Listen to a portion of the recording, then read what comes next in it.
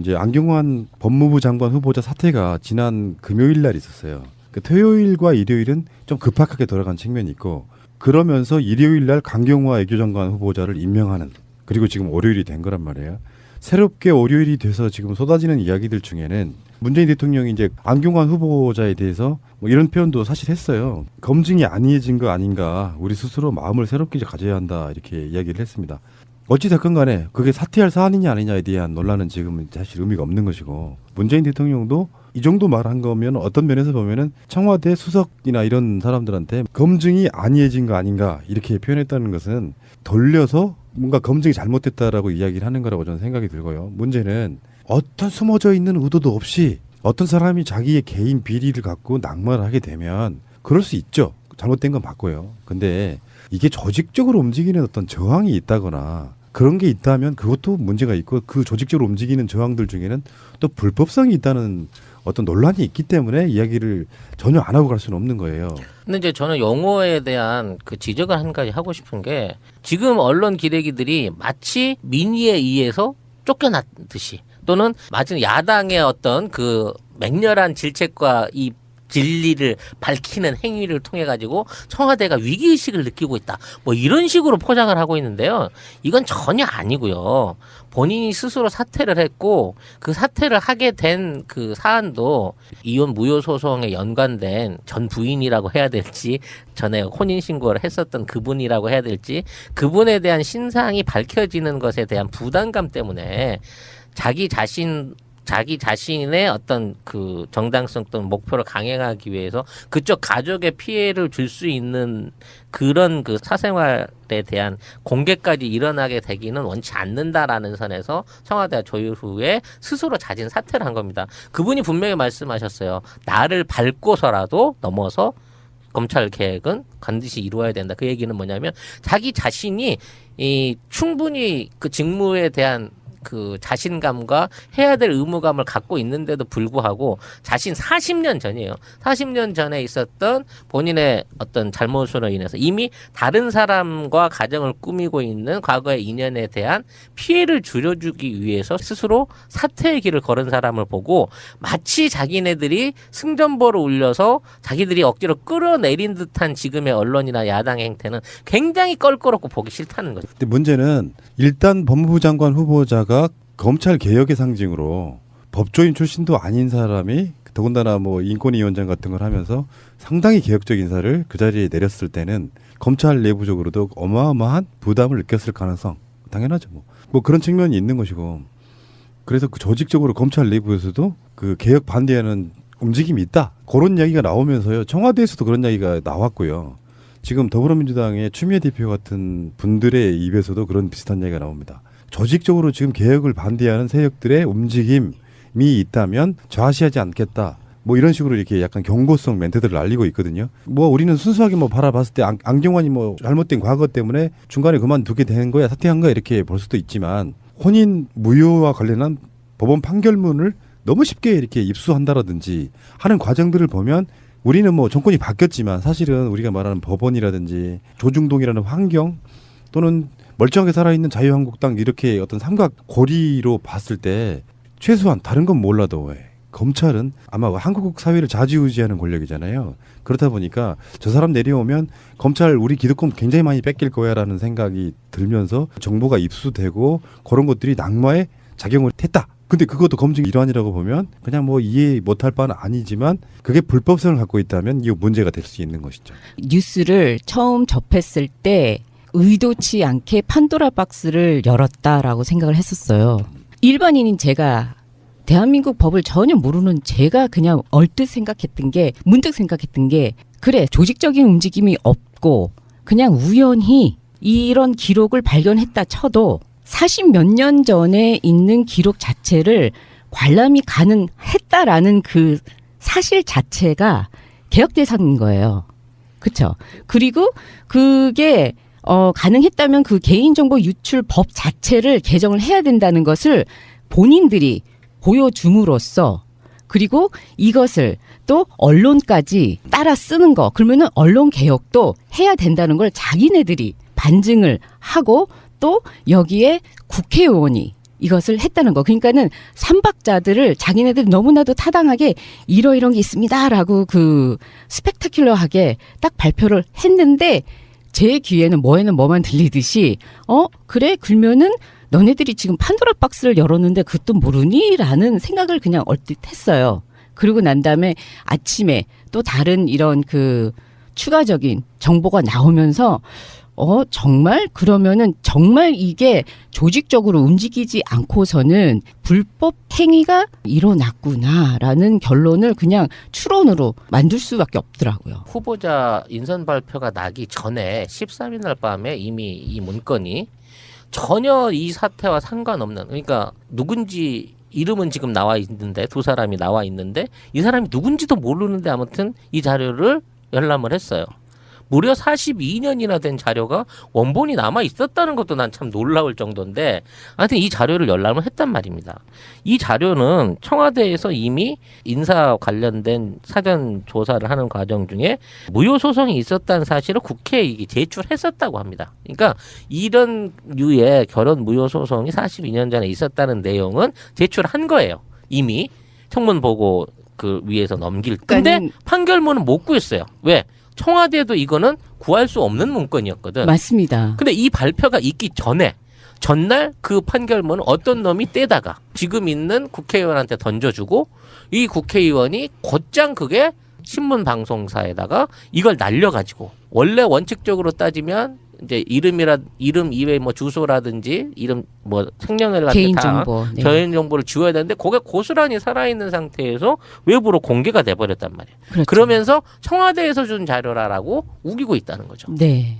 이거는 이분이 후보자로 올라간다라는 정보가 사전에 샜고 그 정보에 입각해서 이 사람을 낙마시키기 위해서 도대체 시비를 걸 수 있는 게 뭐 있을까? 옛날에 혼인 무효 소송이 있었다고? 이거 관련돼서 원본 네가 좀 떼와봐 라고 해서 준비를 한 거고, 발표가 나자마자 그게 전달돼서 넘어갔다는 확실한 시대적인 시간적인 추정이 가능한 거잖아요.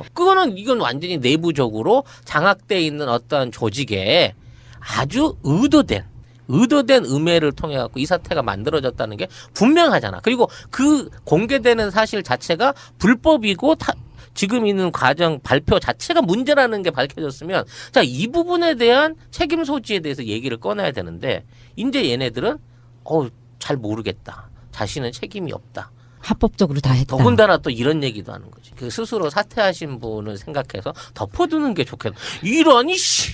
근데 저는 이게 데자뷰가 된 게 사드 문건에 대해서 우리는 할 거 다 했고 보고할 거 다 했다라면서 군대는 다 썩었습니다라고 공포를 했잖아요. 그것처럼 서류 지급하는 기관의 그 라인 자체에 문제가 있습니다라고 공포를 했다라고 저는 들었어요. 핵심은 이런 거라고 봐요. 이런 재판, 이런 자료들 있잖아요. 이거는 법률상 이해관계가 있는 제3자여야만 재판서에 정본, 등본, 초본의 발급을 요청할 수가 있는데 맞습니다. 예외가 있는 경우가 있습니다.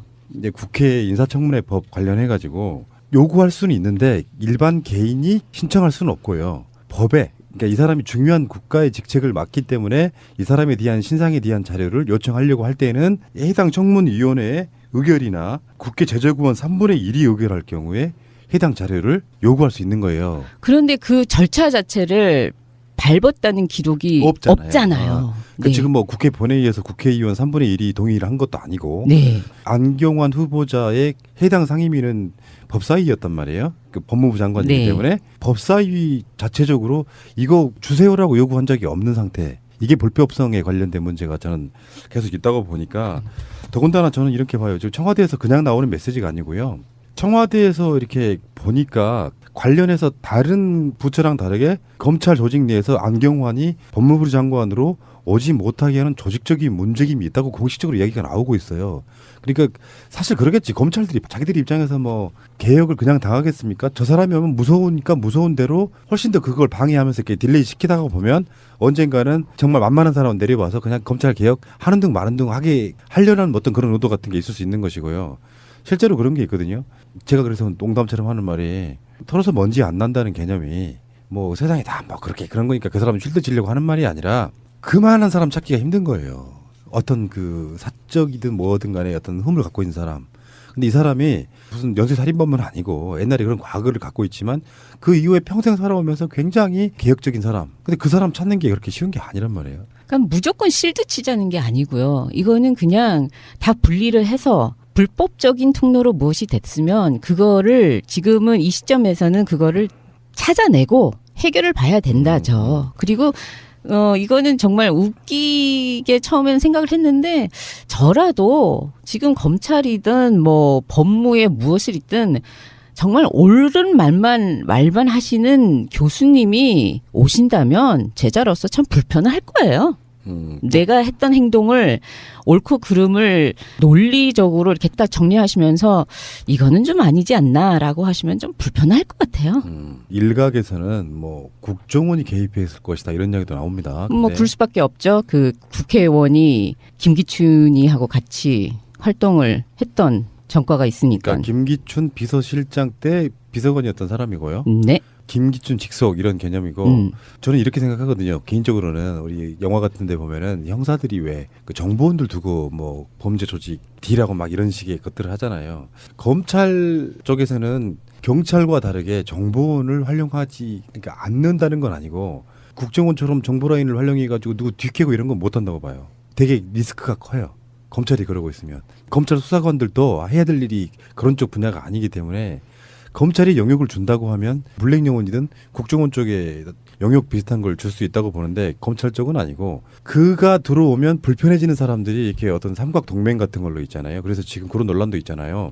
주광덕 자유한국당 의원이 입수한 자료가 국회에서 기자회견 하기도 전에 TV조선에서 나가고 있고 그러니까 그런 삼각 동맹 이런 게 있는 거예요. 트라이앵글이 있는 거야. 과거 최동욱 총장 찍어낼 때랑 똑같았죠. 조선일보와 제보자와 나중에 이제 거짓 증인까지 나서가지고 지금 인사 논란 관련해서 문재인 대통령 지지율이 그러니까 이거는 다른 여론조사를 보시면 안 되고요. 리얼미터만 쭉 보시면 돼요. 그래서 지금 75%까지 내려왔다. 3% 하락했다. 그 전보다 리얼미터 조사로만 얘기를 하면요. 그래서 75%면 75%니까 왠지 너무 작은 것 같은 느낌. 80%를 이렇게 즐기다가 그렇긴 한데 이런 논란들이 벌어지고 그들도 바보가 아닌 이상은 어느 정도 작업에 착수하면 거기에 먹혀서 국민들이 지지 처리하는 사람들이 저는 일부 있을 수 있다고 보고 그걸 막 불안해할 필요는 없다고 생각해요. 다시 말씀드리지만 모든 현안에 있어서 지지율이 60%만 돼도 압도적인 여론조사의 의미가 없는 거예요. 75%면 4분의 3이 딱 정확하게 되는 거고 많은 국민들은 4분의 3 정도는 문재인 대통령이 잘하고 있다 이런 거기 때문에 어차피 그쪽으로 돌아갈 사람도 돌아가는 거다 이렇게 봐요. 이거를 이제 지지를 처지했다 그래서 어떤 비판 세력이나 적대적으로 돌아섰다는 게 아니거든요. 조금 더 관망세로 돌아섰다는 차원으로 봐야지. 자, 저거 하나 때문에 문재인은 못 믿을 사람이야. 나는 문재인을 이제부터 절대 믿지 않을 거야. 이런 류의 국민들은 사실상 나머지 전체 25%가 그런 국민이라고 취급받아서는 안 된다고 봐요. 근데 그런 것도 물어봤으면 좋겠어요. 정말 싫어요. 문재인이 정말 싫어서 지금 당장이라도 그만둬야 된다고 생각하시는 분은 몇 프로나 될까요? 라고 까놓고 한번 물어봐봐. 지금 25%? 15%? 나는 5%도 안 된다고 생각합니다. 지금 같은. 무조건 싫은 사람들이 있고요. 여론조사에 말하지 못하고 있다가 저런 게 터지면은 문재인도 별 수 없군 이렇게 하시는 분들이 있기 때문에 너무 욕심 부리는 것도 그렇고요. 저는 60%만 유지해줘도 저는 아주 훌륭하다고 보고. 제가 지난번 방송에서 얘기한 적이 있는데 75%에서 85%의 박스권에 갇힐 것이다라는 말씀을 드렸는데 이제 어느 정도 바닥을 좀 다지고 나면 이제 한미 정상회고가 이뤄지는 이달 말이 지나고 나면 저는 바로 85% 직전 최고치 넘어설 수 있는 수준으로 올라간다고 저는 장담하고 있습니다. 두고 보십시오. 취임 5주차예요. 박근혜는 45%였고요.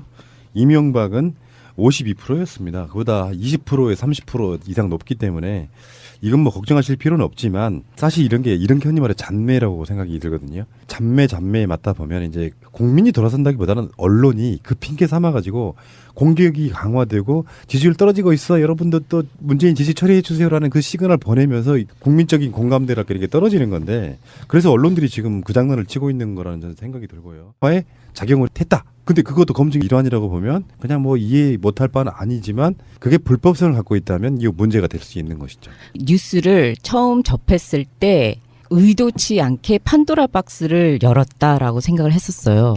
일반인인 제가 대한민국 법을 전혀 모르는 제가 그냥 얼뜻 생각했던 게 문득 생각했던 게 그래 조직적인 움직임이 없고 그냥 우연히 이런 기록을 발견했다 쳐도 40몇 년 전에 있는 기록 자체를 관람이 가능했다라는 그 사실 자체가 개혁 대상인 거예요. 그렇죠? 그리고 그게 가능했다면 그 개인정보 유출 법 자체를 개정을 해야 된다는 것을 본인들이 보여줌으로써 그리고 이것을 또 언론까지 따라 쓰는 거 그러면은 언론 개혁도 해야 된다는 걸 자기네들이 반증을 하고 또 여기에 국회의원이 있고 그 조직적으로 움직이는 저항들 중에는 또 불법성이 있다는 어떤 논란이 있기 때문에 이야기를 전혀 안 하고 갈 수는 없는 거예요. 근데 이제 저는 용어에 대한 그 지적을 한 가지 하고 싶은 게 지금 언론 기레기들이 마치 민의에 의해서 쫓겨났듯이 또는 마치 야당의 어떤 그 맹렬한 질책과 이 진리를 밝히는 행위를 통해 가지고 청와대가 위기의식을 느끼고 있다. 뭐 이런 식으로 포장을 하고 있는데요. 이건 전혀 아니고요. 본인이 스스로 사퇴를 했고 그 사퇴를 하게 된 그 사안도 이혼 무효 소송에 연관된 전 부인이라고 해야 될지 전에 혼인신고를 했었던 그분이라고 해야 될지 그분에 대한 신상이 밝혀지는 것에 대한 부담감 때문에 자기 자신의 어떤 그 정당성 또는 목표를 강행하기 위해서 그쪽 가족의 피해를 줄 수 있는 그런 그 사생활에 대한 공개까지 일어나게 되기는 원치 않는다라는 선에서 지금 그래서 그 조직적으로 검찰 내부에서도 그 개혁 반대하는 움직임이 있다. 그런 이야기가 나오면서요. 청와대에서도 그런 이야기가 나왔고요. 지금 더불어민주당의 추미애 대표 같은 분들의 입에서도 그런 비슷한 이야기가 나옵니다. 조직적으로 지금 개혁을 반대하는 세력들의 움직임이 있다면 좌시하지 않겠다. 뭐 이런 식으로 이렇게 약간 경고성 멘트들을 날리고 있거든요. 뭐 우리는 순수하게 뭐 바라봤을 때 안경환이 뭐 잘못된 과거 때문에 중간에 그만두게 된 거야, 사퇴한 거야 이렇게 볼 수도 있지만 혼인 무효와 관련한 법원 판결문을 너무 쉽게 이렇게 입수한다라든지 하는 과정들을 보면 우리는 뭐 정권이 바뀌었지만 사실은 우리가 말하는 법원이라든지 조중동이라는 환경 또는 멀쩡하게 살아있는 자유한국당 이렇게 어떤 삼각 고리로 봤을 때 최소한 다른 건 몰라도 검찰은 아마 한국 사회를 좌지우지하는 권력이잖아요. 그렇다 보니까 저 사람 내려오면 검찰 우리 기득권 굉장히 많이 뺏길 거야라는 생각이 들면서 정보가 입수되고 그런 것들이 청와대가 조율 후에 스스로 자진 사퇴를 한 겁니다. 그분이 분명히 말씀하셨어요. 나를 밟고서라도 넘어서 검찰 개혁은 반드시 이루어야 된다. 그 얘기는 뭐냐면 자기 자신이 충분히 그 직무에 대한 그 자신감과 해야 될 의무감을 갖고 있는데도 불구하고 자신 40년 전이에요. 40년 전에 있었던 본인의 어떤 잘못으로 인해서 이미 다른 사람과 가정을 꾸미고 있는 과거의 인연에 대한 피해를 줄여주기 위해서 스스로 사퇴의 길을 걸은 사람을 보고 마치 자기네들이 승전보를 울려서 자기들이 억지로 끌어내린 듯한 지금의 언론이나 야당의 행태는 굉장히 껄끄럽고 보기 싫다는 거죠. 근데 문제는 일단 법무부 장관 후보자가 검찰 개혁의 상징으로 법조인 출신도 아닌 사람이 더군다나 뭐 인권위원장 같은 걸 하면서 상당히 개혁적 인사를 그 자리에 내렸을 때는 검찰 내부적으로도 어마어마한 부담을 느꼈을 가능성 당연하죠. 뭐 그런 측면이 있는 것이죠. 이제 안경환 법무부 장관 후보자 사퇴가 지난 금요일 날 있었어요. 그 토요일과 일요일은 좀 급박하게 돌아간 측면이 있고 그러면서 일요일 날 강경화 외교장관 후보자를 임명하는 그리고 지금 월요일이 된 거란 말이에요. 새롭게 월요일이 돼서 지금 쏟아지는 이야기들 중에는 문재인 대통령이 이제 안경환 후보자에 대해서 뭐 이런 표현도 사실 했어요. 검증이 안이해진 거 아닌가. 우리 스스로 마음을 새롭게 가져야 한다. 이렇게 이야기를 했습니다. 어찌됐건 간에 그게 사퇴할 사안이냐 아니냐에 대한 논란은 지금은 사실 의미가 없는 것이고 문재인 대통령도 이 정도 말한 거면 어떤 면에서 보면은 청와대 수석이나 이런 사람들한테 검증이 안이해진 거 아닌가 이렇게 표현했다는 것은 돌려서 뭔가 검증이 잘못됐다라고 이야기를 하는 거라고 저는 생각이 들고요. 문제는 어떤 숨어져 있는 의도도 없이 어떤 사람이 자기의 개인 비리를 갖고 낙마를 하게 되면 그럴 수 있죠. 잘못된 건 맞고요. 근데 이게 조직적으로 움직이는 어떤 저항이 있다거나 그런 게 있다면 그것도 문제가